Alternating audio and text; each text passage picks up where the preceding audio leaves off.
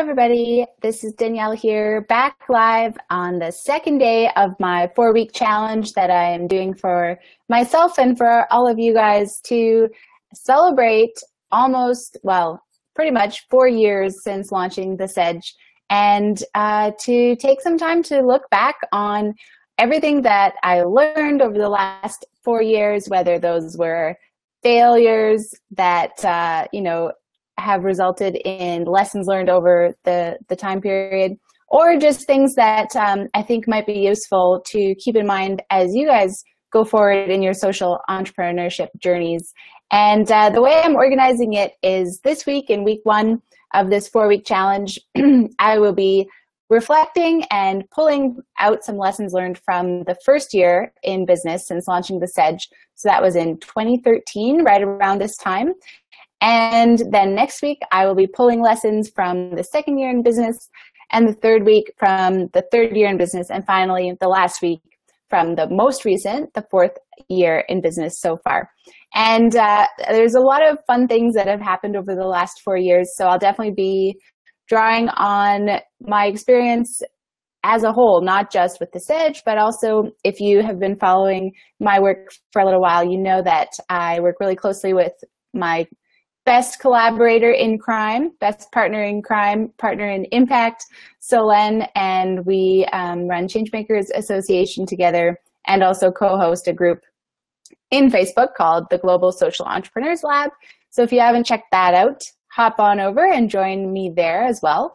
And that's one of the reasons why I'm not as active on this page, is because I do spend most of my time in the lab, which is the private group, and also help maintain some of our other social media, which is the Changemakers Association page and the lab, like I said.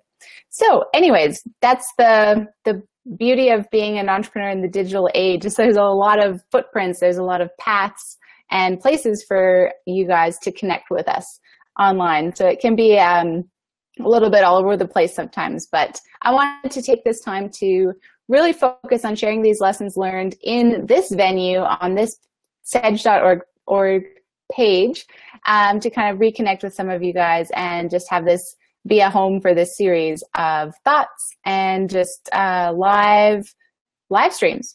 Okay, so today, day 2, I want to talk about what to do and how to get noticed and stand out from everybody else when you're just getting started.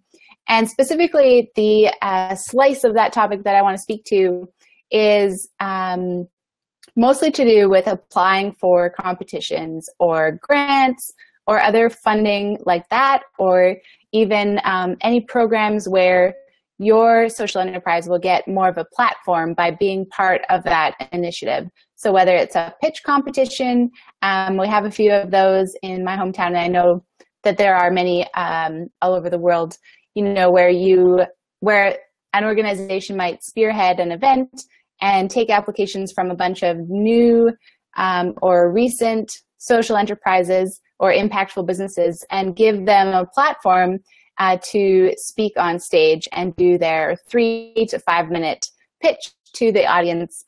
And sometimes those are connected in with crowdfunding opportunities or with prize money or things like that. Or, there could be applications to more of an incubator style program or an accelerator where the applicants who are selected have the opportunity to work with some mentors and coaches, maybe get some funding or office space or whatever those perks might be. And then, of course, this also ties into grant applications, which is another type of time in your startup career where you may find yourself pitching to some unknown judge or group of judges who have been tasked with, the task of filtering through tons of applicants and deciding who is going to be able to benefit from whatever it is they're giving away. And so these kind of 3 scenarios, so applying to pitch competitions, to incubators or accelerators, or, just for funding in general, I think they take a certain set of skills. And some people, to be honest, are really good at applying for stuff like this, and some fall short and don't get the opportunity to take advantage of those platforms, because they're really a way to leap your social enterprise forward.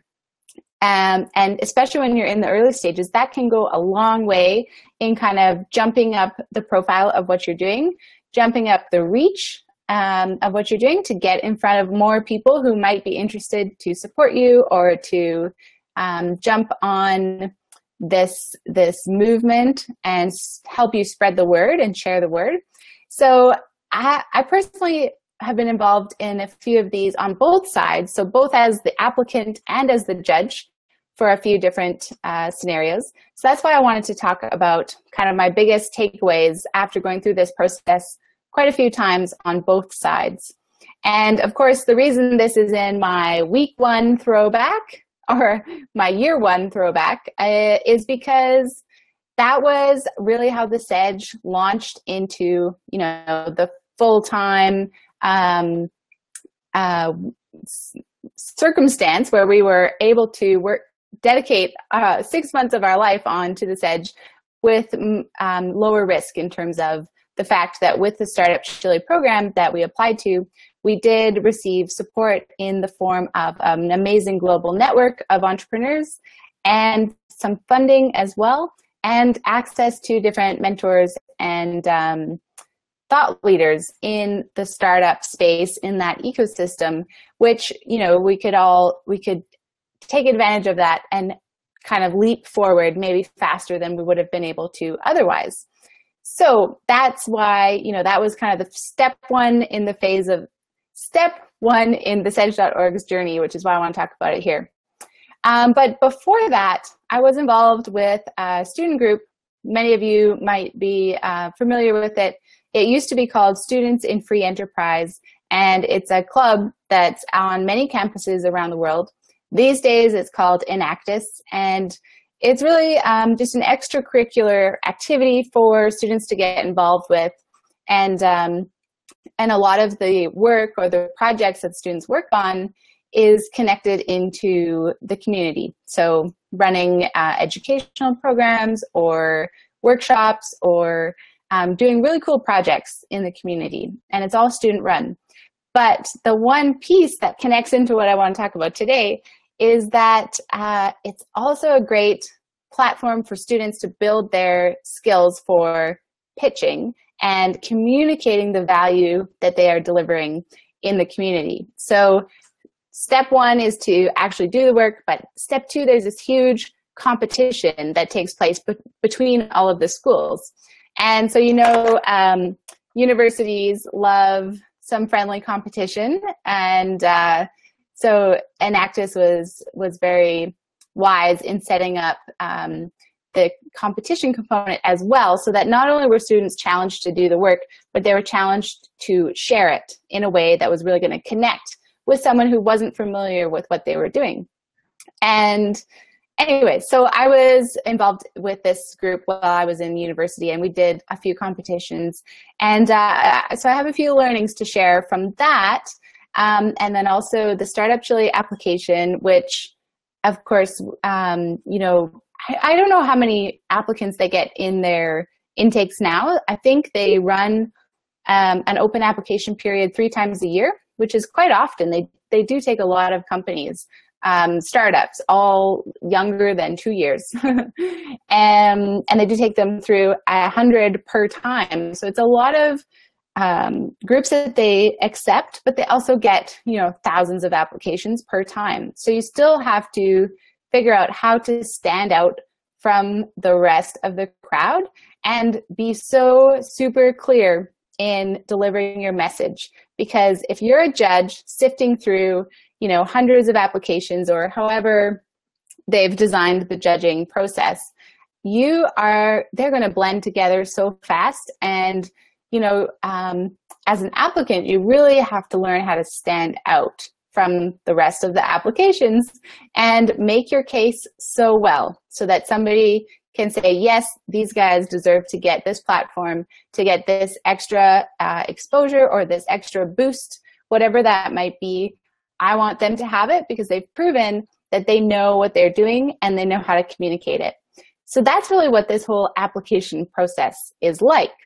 Now, I guess the other thing is, I was going to talk a little bit about judging pitch competitions because I've helped organize some here, some that are in Calgary, when I say here in Canada, and some that are really focused on the impact side of things. So there's one group that runs an event called Fast Pitch Social Venture Partners, and it's a really fun event because they actually only accept charities and not-for-profits in our city, and they go through a whole pitch coaching process. So for over 2 months' time, they work with the leaders from that organization to really refine and develop their awesome 3-minute pitch. And then it all culminates at the end with this great event. And these organizations just, not only do they get the gift of perfecting their story and their message and how they want to communicate the value that they bring, but they get that great exposure to a bunch of people in our city. So it's really win-win. And I love stuff like this. Competition isn't necessarily what we might traditionally think of as like a core value of social entrepreneurship because, and you guys know, I'm huge on collaboration over competition, 100%. But what I do like about this competitive process, whether you're applying to a program or for funding or whatever it is, it can really serve you in forcing you to get your message straight and to learn to communicate in a really clear way. So that's what I do appreciate about competitions and this whole process. So the first tip that I have for figuring out how to stand out from the crowd when you're early on and you might be trying to get more exposure is to work your network like crazy. So whatever the opportunity is that you've identified, if you can mine your network, so whether it's on LinkedIn or whatever association or community you might be formally involved with, whether that's local or global, whatever it is, you need to mine your network for people who are connected into that opportunity. So one of the things that we did when we first applied for Startup Chile, even before we applied, we were going through to get the application ready, was to see, okay, who in the startup community in Calgary where we live has been either accepted into Startup Chile already, or has applied, or has written a blog about it, or has, talked about it in an article. Who are those people and how can I get in touch with them? And so, whether it's a direct connection that you happen to have, or it's, second degree of separation where you can ask a friend or a colleague to introduce you to that person, to reach out and say, hey, I am looking at making this application. I'm really interested in this opportunity. I see that you have experience with it. I would love to hear your advice and get your perspective. And you find out so much great stuff. And you really get a sense of the layers beneath the application page, right? So if you look at an application page, yes, they're going to tell you the criteria. They're going to say who is eligible to apply. But what you might not get a great sense of at that point is what are their goals as an organization? Whoever's running this program or event, why are they doing it? Why, it's not just that they have a pile of money waiting and they decided to give it out. That's great, but they're going to have other motivations as well. And the more you can understand about who they're looking to connect with and who they want to support, which is directly tied to their motivation for doing it, then you can really get a sense of if you're the right person to be a part of that process. And if you're the right person, then you can come at it from a totally authentic place and really make your case for why you are going to be a great person to work with them and to benefit from this opportunity. So that would be my first tip. And it actually connects into, at the end, I was going to talk about a word of caution. And actually, I'll leave it for the end. I'll come back to it because I think it'll tie into all of my tips here. Word of caution when you're going after some of these opportunities. My second tip when you're trying to stand out in these scenarios is to be so conscious of, the questions that you're being asked. What are you being asked to prove or to show? And how can you be so super specific in delivering that information? Not just the general information about why you're great and why they should pay attention to you and listen to you, but the very, very specific information that they're asking you for. And that kind of ties into knowing why they want to get in touch with you guys, or, to put this opportunity out there. The questions aren't made up just, out of thin air. There is a group of people spending time trying to figure out what are the best questions we can ask to get the information we need. So you need to answer them.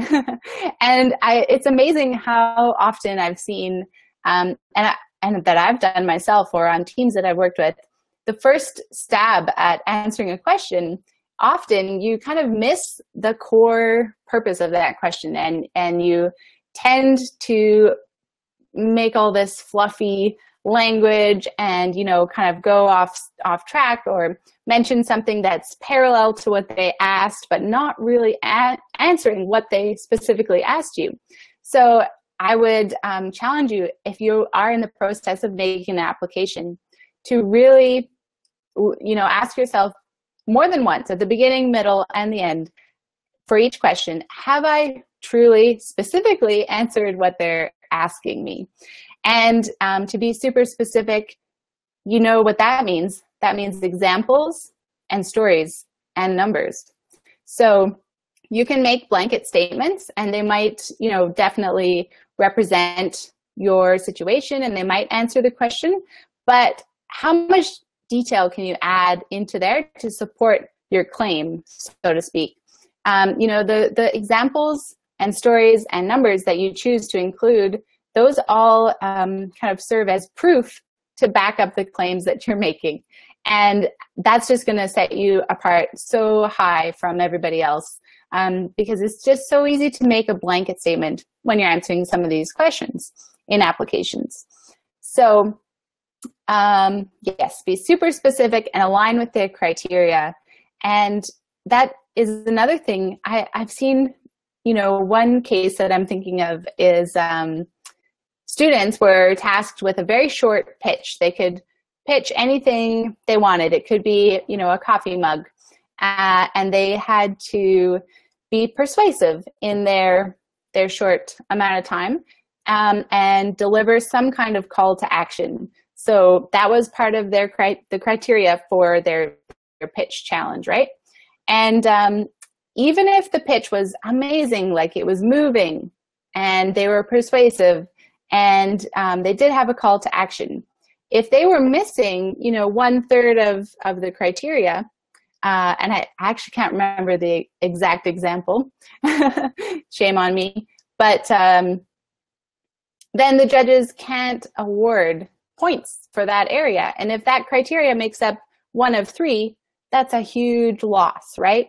So know the expectations, answer the question specifically, and know the criteria and speak to the criteria.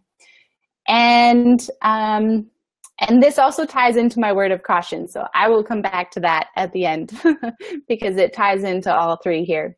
So my third tip when you are trying to stand out from the rest in a situation like this, whether you're pitching or applying to be supported, is to show and acknowledge how you are the same. So as whatever the other alternatives are. So when we're talking about standing out, people might often think, sorry, my computer is buzzing. Let me see if I can turn that one off. Nope, it's not going to work. Okay. So yeah, when you are thinking about standing out, sometimes you avoid the fact that how you are the same as the other alternatives or doing the same thing that somebody else is already doing, a very well-known example. And I would say call those out right at the start. Don't let someone else reading your application go, oh, they didn't mention that they are like eerily close to this other thing that I know about. And they didn't even acknowledge that. Like, do they know that they're doing something similar? Or are they just living in a dreamland? So in order to stand out, the first step is to acknowledge how you are the same as somebody else, how you are doing things similar to what someone else is doing. And then you finish that off by going, but here's how we're different. So what that does is it shows that you're aware of the context that you're working in. You're not living in a bubble. You know that there's other awesome things happening, and that's great, but here's how you're different. Here's the layer or the twist that you've added onto that. Or, you know, that solution over there is good for this group of people, and that's awesome, but you know what they're really missing is this, but we do that. So that's why we're worth supporting. So I think that's one piece of standing out from the competition that a lot of people miss, is they just skip past the part where, you know, you do have to acknowledge how you're building off of an existing context, right? Or how you're working within that context, and you're totally aware of what other people are working on as well. So those are my 3 tips. And my word of caution is, please, please, please don't try and fit yourself into a box that you don't fit in, right? So if you're coming across an opportunity, whether that's a competition or whatever it is, and you think, oh my gosh, this would be so great. Like, I would love to get that money, or I would love to learn from those people. That's awesome. But if you're discovering through those 3 tips, you know, from people who have more experience with that organization or the criteria that they're asking for, and you don't really fit into what they want, or what, you know, the type of project that they want to support, don't try and mold yourself into something that you're not, because that's not going to serve you in the end, and it's not going to serve them. And in the end, it's better to wait for your perfect fit opportunity and focus on that. Because if you try and mold yourself into something that's not a great fit, and somehow you get accepted and you're going down that path, you might miss your actual perfect opportunity, right? Because you'll already be down a path that's okay, but not quite right. So that's my word of caution is, you know, you want to do what you can to put your best foot forward in these situations and to stand out. That's, I mean, if you're going to take the time and effort to apply to something like this, you want to do a good job, right? Otherwise, it's not worth doing. You want to be able to stand out, but don't do it at the expense of who you are as an entrepreneur, the values you have as an organization, or the vision that you see for your impactful social enterprise. Because it's just not worth it in the end. It's really not. And there are so many opportunities out there these days, especially, you know, there's kind of this wave of enthusiasm for entrepreneurship around the world. And it's great. It's encouraging a lot of innovation where maybe people wouldn't have, you know, taken action before. But that just means there's so many opportunities for you. So wait for the right one. And don't let yourself get distracted by shiny object syndrome. You know, if you're on track, you're making progress, and you're not seeing a huge gap, then just keep going, right? But if you really are struggling because you're missing some key mentorship, or some key funding, or relationship building, or exposure platform, and you come across an opportunity that will fill that gap, then go for it, of course. And it could be really beneficial for you. Similar to how in the first year of the Sedge, being part of that Startup Chile program was, it was a real gift. And I think I'll talk more tomorrow about some of the pros and cons of being in that type of environment in the early stages of growing the Sedge. But overall, obviously, it was a great fit. And, you know, I probably wouldn't be in the same place I am now without having gone down that path.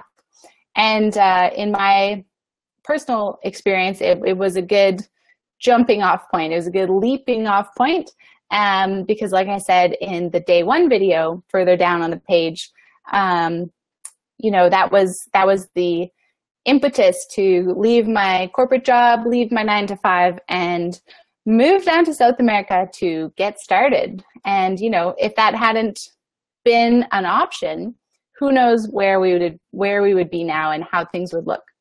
So it's always a fun experience. It's always a learning experience, but I think you want to be careful about which ones you choose to go after, which opportunities you choose to go after.